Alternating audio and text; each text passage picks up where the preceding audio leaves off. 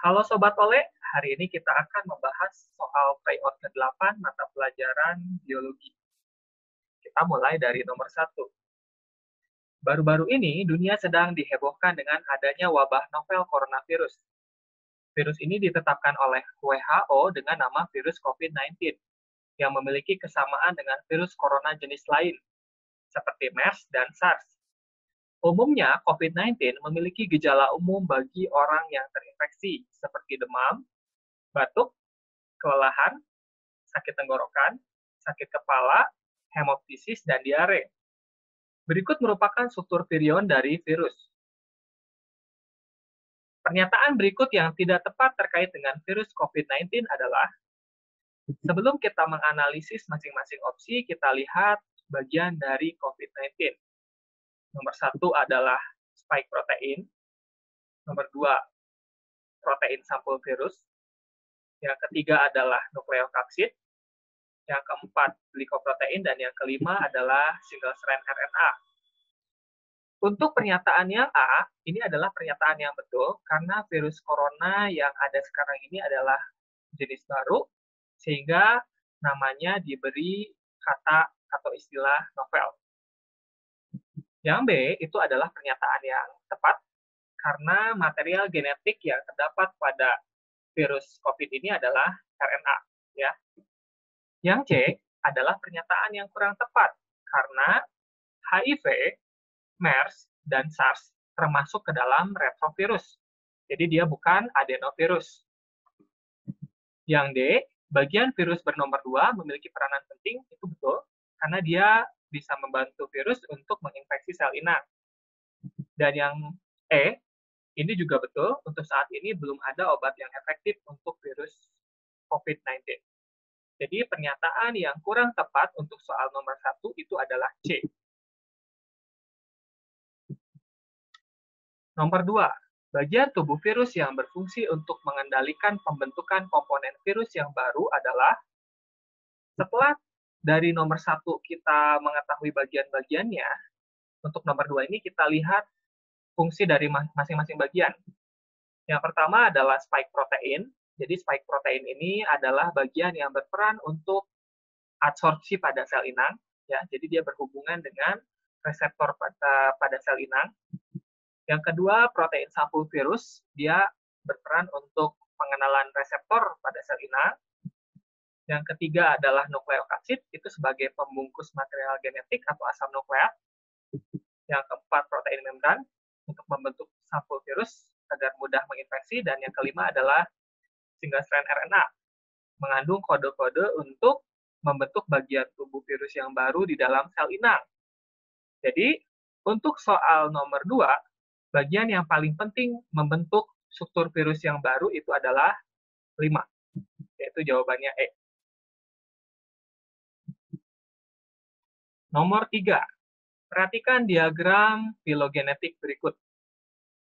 Berdasarkan pohon filogenetik, hubungan kekerabatan antara spesies G dan H termasuk, jika kita menganalisis hubungan kekerabatan antar spesies yang ada pada pohon filogenetik, kita bisa mengetahui ada 3 taksa ya, ada 3 taksa atau ada 3 kelompok. Yang pertama adalah monofiletik. Monofiletik itu adalah hubungan kekerabatan di mana nenek moyangnya itu sama ya. Contohnya adalah B dan C. Jadi B dan C punya nenek moyang satu, E dan F kita lihat bahwa dia nenek moyangnya nomor 3. Berarti hubungan antara B dengan C serta E dengan F itu adalah monofiletik. Yang kedua adalah polifiletik, yaitu jika nenek moyangnya berbeda ya. Jadi nenek moyangnya berbeda dan anggotanya diturunkan dari nenek moyang tersebut. Contohnya adalah A dan B. A itu memiliki nenek moyang 2, sedangkan B memiliki nenek moyang nomor 1. Sehingga A dan B termasuk polifiletik. Yang ketiga adalah parafiletik. Nah, kalau untuk parafiletik, dia dilihat dari garis lurus tanpa memperlihatkan cabang-cabangnya. Jadi contohnya adalah G dan H. G dan H punya nenek moyang nomor 5 dan 4, ya. Sehingga untuk spesies G dan H, hubungan kekerabatannya adalah parafiletik. Jadi untuk soal nomor 3, jawaban yang paling tepat adalah D.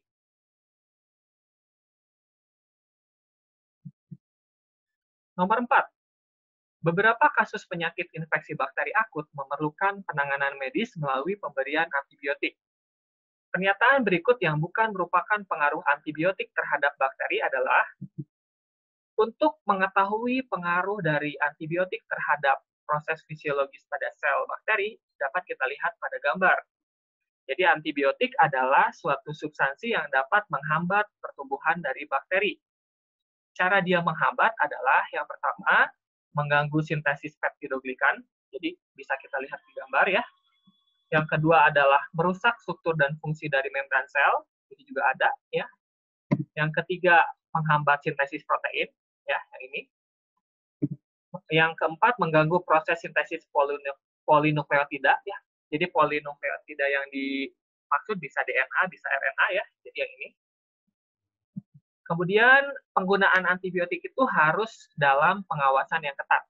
Karena kalau dosisnya tidak sesuai, maka bakteri akan mengalami resistensi, sehingga antibiotik sudah tidak efektif lagi untuk menghambat pertumbuhan bakteri. Jawaban yang kurang tepat untuk soal ini adalah E. Ya, jadi jawabannya E. Karena bakteri termasuk ke dalam organisme prokaryotik, dan organisme prokaryotik itu tidak punya nukleus atau inti sel. Ya. Nomor 5. Burung dodo menghuni Pulau Mauritius di Samudra Hindia. Burung ini tinggal dan bersarang di tanah dan makan buah-buahan yang jatuh dari pohon. Kepunahan burung dodo mengakibatkan berkurangnya populasi tumbuhan dodo. Hubungan antara burung dodo dan tumbuhan dodo adalah: burung dodo mendapatkan makanan dari tumbuhan dodo.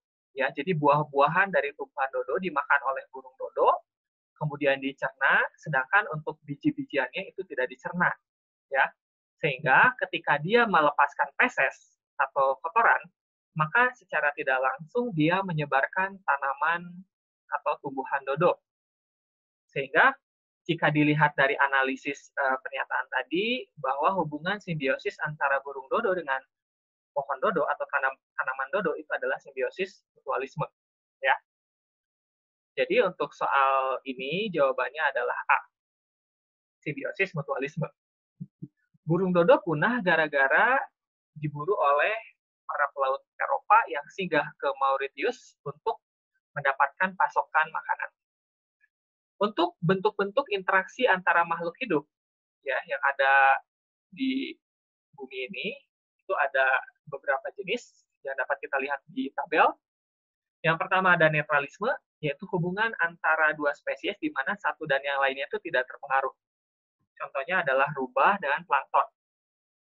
Kemudian yang berikutnya adalah amensalisme atau alelopatik ya, atau antibiosis. Itu adalah hubungan antara dua organisme di mana yang satu tidak terpengaruh apa-apa ya. Yang keduanya mengalami kerugian. Contohnya ada jamur penicillium dengan bakteri, serta ada pohon pinus dan pohon yang lainnya. Jadi kalau untuk pohon pinus, ketika daunnya jatuh dan terurai, maka dia akan menghasilkan senyawa yang tidak memungkinkan tumbuhan lain tumbuh di sana. Ya, itu makanya disebut sebagai alelopatik. Kemudian komensalisme, yaitu hubungan antara dua makhluk hidup di mana yang satu untung, yang satu tidak terpengaruh apa-apa. Contohnya adalah tanaman epifit yang nempel di pohon yang besar. Jadi pohonnya tidak terpengaruh apa-apa, sedangkan tanaman epifitnya punya tempat untuk hidup. Yang berikutnya adalah kompetisi. Jadi kompetisi itu adalah hubungan persaingan untuk mendapatkan sumber daya alam yang terbatas. Jadi contohnya adalah sapi dan kuda ya. Jadi sapi dan kuda pada padang rumput berkompetisi untuk mendapatkan rumput yang segar. Kemudian ada mutualisme, yaitu hubungan antara dua spesies makhluk hidup di mana keduanya saling menguntungkan. Jadi kalau tidak ada satu komponen, maka dia akan tidak bisa bertahan. Contohnya adalah kupu-kupu dengan bunga, atau yang tadi ya, antara burung dodo dengan tanaman dodo. Gitu. Kemudian ada predasi. Jadi predasi itu adalah hubungan antara predator dengan mangsa. Contohnya adalah rubah dan kelinci. Dan yang terakhir adalah parasitisme, yaitu hubungan antara dua spesies di mana yang satu diuntungkan dan yang satu dirugikan. Ya, contohnya adalah cacing pita dengan usus manusia atau usus hewan. Soal nomor 6.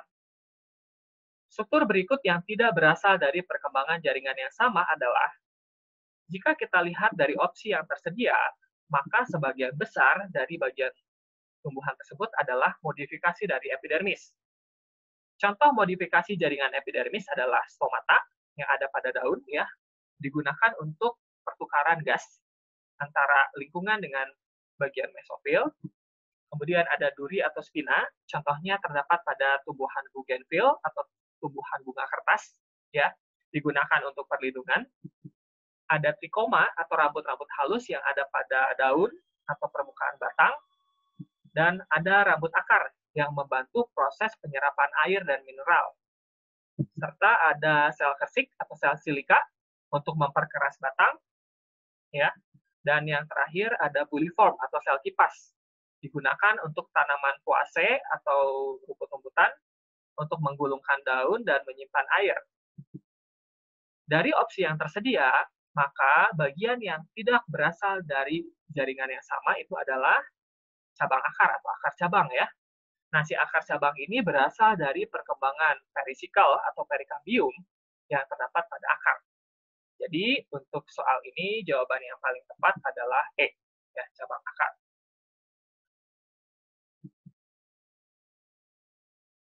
Nomor 7. Pada proses pembuatan minuman anggur atau wine, melibatkan peran yeast atau Saccharomyces cerevisiae, ya, dan beberapa bakteri. Grafik berikut memperlihatkan proses fluktuasi jumlah mikroba yang terlibat dalam proses pembuatan wine. Pernyataan yang tidak tepat terkait dengan proses fermentasi wine adalah, jika kita lihat grafik, maka kita akan menemukan bahwa mikroba yang terlibat adalah Saccharomyces atau yeast, ya. Kemudian ada Lactobacillus, ada Pediococcus, ya, dan ada Oenococcus. Nah, di sini kita lihat ada fermentasi alkohol dan fermentasi asam malolaktat. Pada peristiwa fermentasi alkohol, organisme yang terlibat adalah yeast. Jadi kita lihat grafik yang hijau, ya, yang paling tinggi di AF. Sedangkan untuk fermentasi asam malolaktat yang paling tinggi adalah Oenococcus. Jadi ini yang terlibat. Kemudian berikutnya ada Lactobacillus.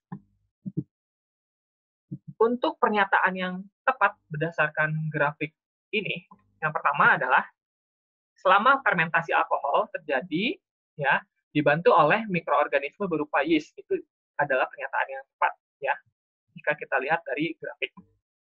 Yang kedua, proses fermentasi alkohol terjadi pada suasana anaerob, itu pasti betul, ya, karena pembuatan alkohol melibatkan peristiwa tanpa menggunakan oksigen bebas. Kemudian, penurunan konsorsium mikroba menunjukkan fase akhir produksi wine, itu adalah pernyataan yang tepat juga, ya. Jadi ketika penyimpanan, Oenococcus, yeast, dan organisme yang lainnya akan menurun. Bakteri dominan yang terlibat dalam proses pembuatan wine merupakan bakteri asam laktat. Betul, ya, karena dilihat dari fermentasi yang terjadi adalah fermentasi asam malolaktat. Jadi pernyataan yang salah adalah pernyataan yang C. Kenapa C? Karena kalau pembentukan asam malolaktat itu sifatnya kan asam. Sehingga pH-nya itu akan menjadi turun, bukan menjadi naik.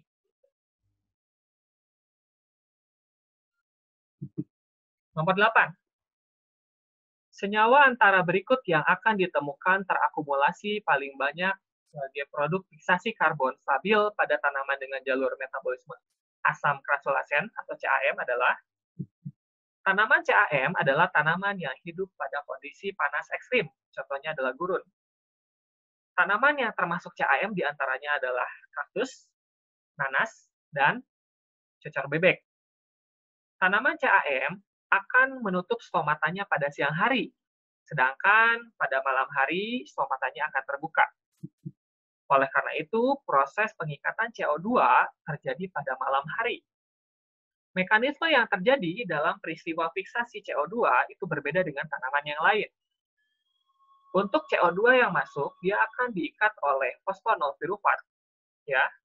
Kemudian diubah jadi oksaloasetat. Jadi senyawa stabil pertamanya adalah oksaloasetat. Kemudian oksaloasetat diubah jadi malat. Jadi yang disimpan adalah dalam bentuk malat di dalam vakuola. Kalau kita lihat dari grafik, di grafik ini ada fiksasi CO2 ya, kandungan asam malatnya tinggi. Yaitu untuk tanaman CAM. Kemudian pada siang hari, malat akan dipecah menjadi piruvat dan CO2 ya. CO2-nya akan masuk ke dalam siklus Calvin, sedangkan piruvatnya akan digunakan untuk membentuk PEP kembali. Ya. Jadi untuk soal ini ya berdasarkan grafik yang paling tepat adalah asam malat. Itu adalah jawaban yang B. Ya. Nomor 9. Laki-laki lebih sering menderita penyakit atau kelainan genetik yang terpaut oleh seks daripada perempuan karena laki-laki memiliki struktur kromosom yang berbeda dengan perempuan dalam hal gonosom. Ya, laki-laki memiliki satu kromosom X, sedangkan perempuan memiliki dua kromosom X. Ya, dapat kita lihat dari struktur kariotip berikut. Jadi untuk kromosom nomor 1 sampai kromosom nomor 22 kita sebut sebagai autosom, yaitu kromosom yang mengatur sifat-sifat tubuh. Sedangkan untuk kromosom nomor 23 kita sebut sebagai gonosom. Gonosom pada laki-laki tidak homolog karena terdiri dari kromosom X dan kromosom Y. Sedangkan pada wanita kromosomnya itu homolog ya, XX. Sehingga kalau ada gen yang terpaut X pada wanita, dia akan bisa ditutupi oleh kromosom yang lainnya. Sedangkan kalau pada laki-laki, ketika ada gen yang terpaut X dan itu menyebabkan kelainan genetik, maka dia tidak bisa ditutupi oleh kromosom Y. Nah, oleh karena itu, laki-laki lebih banyak mengalami kelainan atau penyakit genetik yang diakibatkan oleh gen terpaut X. Nah, istilah itu kita sebut sebagai hemizygos atau kromosom X tunggal. Jadi untuk soal ini jawaban yang benar adalah A. Ya. Soal nomor 10. Proses berikut yang terjadi selama inspirasi pernafasan dada adalah peristiwa pernafasan kita kelompokkan menjadi dua jenis, yaitu pernafasan dada dan pernafasan perut. Pada pernafasan dada, otot yang terlibat adalah otot antar tulang rusuk, sedangkan pada pernafasan perut, otot yang terlibat adalah diafragma. Fase pernafasan ada dua, yaitu inspirasi dan ekspirasi. Inspirasi adalah menghirup udara, sedangkan ekspirasi adalah menghembuskan udara. Pada peristiwa inspirasi pernafasan dada, terjadi proses kontraksi otot antar tulang rusuk bagian luar, sehingga tulang rusuknya naik, volume rongga dada membesar, dan udara masuk. Sedangkan untuk pernafasan perut, yang terjadi adalah peristiwa kontraksi, ya, kontraksi diafragma, sehingga diafragmanya akan menjadi datar. Untuk fase ekspirasi itu kebalikannya, ya, kebalikan dari fase inspirasi. Jadi untuk soal ini, ya, pernyataan yang paling tepat adalah jawaban yang C. Ya. Kenapa jawaban yang A salah? Karena yang kontraksi untuk pernafasan dada pada fase inspirasi itu adalah otot antar tulang rusuk bagian luar, bukan bagian dalam.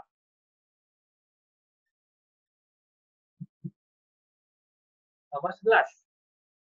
Pembuluh darah berikut yang memiliki kecepatan aliran paling lambat adalah, untuk menjawab soal nomor 11, bisa kita lihat dari grafik dan gambar berikut.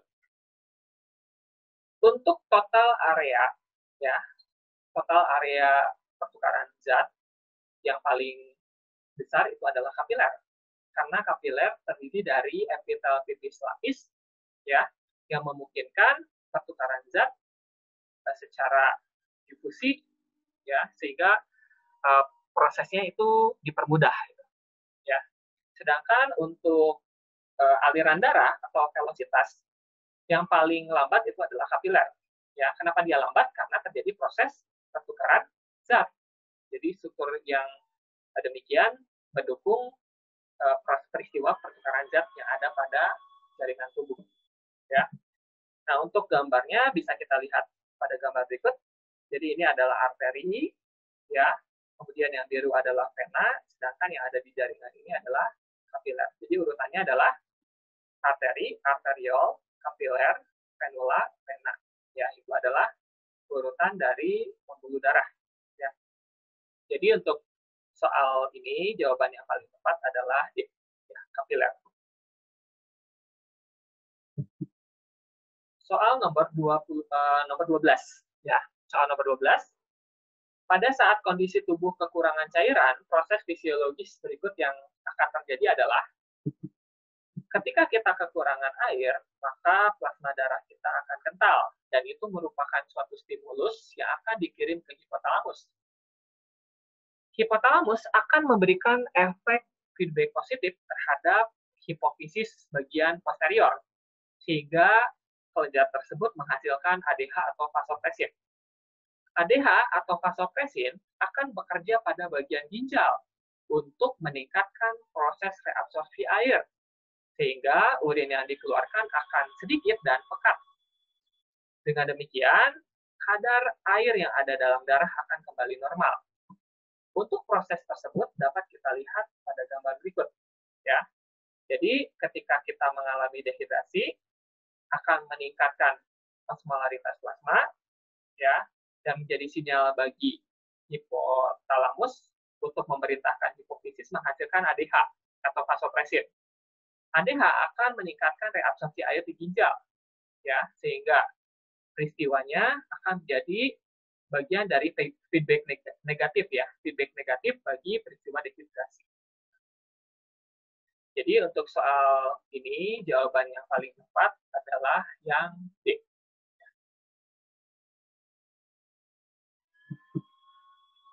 Nomor 13. Perhatikan diagram siklus Krebs berikut. Tahap di mana berlangsung hidrasi adalah hidrasi merupakan peristiwa yang melibatkan air. Pada bagian siklus Krebs tersebut, kita bisa melihat ada air yang masuk itu di bagian nomor 3 dan nomor 8. Tahap nomor 3 adalah peristiwa perubahan sitrat menjadi isositrat. Nah, peristiwa ini terjadi secara dua tahap. Yang pertama ada dehidrasi atau pelepasan air, sedangkan yang kedua adalah rehidrasi atau penggunaan air. Ya. Pada saat dehidrasi terjadi perubahan sitrat menjadi cis akonitat, sedangkan pada saat rehidrasi terjadi perubahan cis akonitat menjadi isositrat. Sedangkan untuk tahap nomor 8 terjadi perubahan fumarat menjadi malat. Nah, peristiwa perubahan fumarat menjadi malat melibatkan enzim namanya fumarase. Ya. Jadi untuk soal ini jawaban yang paling tepat untuk peristiwa hidrasi adalah E, nomor 3 dan 8.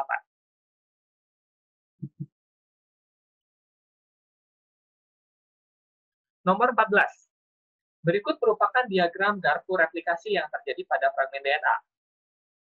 Pernyataan benar berkaitan dengan diagram tersebut adalah peristiwa replikasi DNA terjadi secara semi-konservatif. Artinya, rantai DNA yang ganda ini akan terpisah dan masing-masing membentuk pasangan yang baru. Untuk proses pembentukan pasangan yang baru dibantu oleh satu jenis enzim namanya DNA polimerase.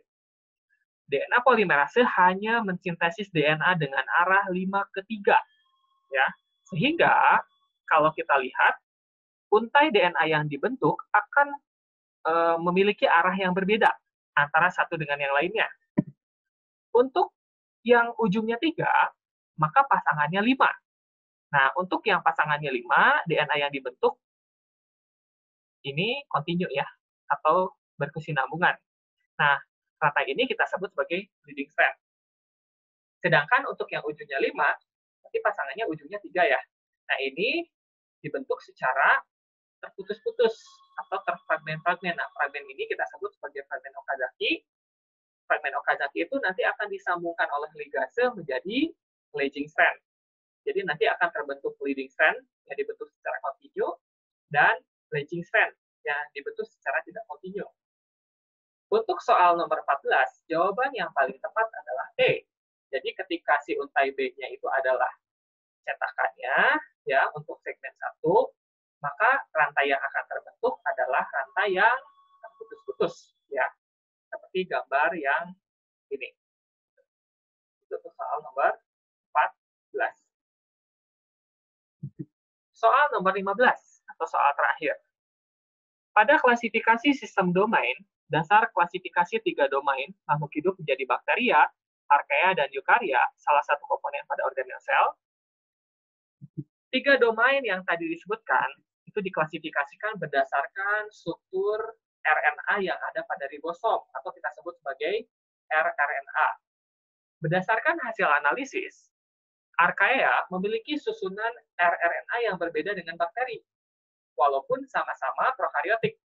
Jadi, untuk klasifikasi sistem domain, si archaea harus dipisahkan dari bakteri. Kemudian, kalau dilihat dari sistem filogenetik atau kekerabatan, ya, archaea dan eukariota memiliki nenek moyang yang bersama lebih banyak dibandingkan dengan bakteria. Hal ini menunjukkan bahwa archaea memiliki sifat yang modern, lebih modern dibandingkan bakteria. Ya. Dengan demikian, hubungan kekerabatan antara archaea dengan eukariot, ya, lebih dekat dibandingkan dengan bakteria dengan eukariot. Jadi, untuk soal nomor 15, jawaban yang paling tepat adalah B, ribosom. Karena RNA itu terdapat pada ribosom. Oke, itu saja untuk pembahasan soal tryout pada kesempatan kali ini. Tetap semangat ya untuk menghadapi UTBK bulan Juli nanti.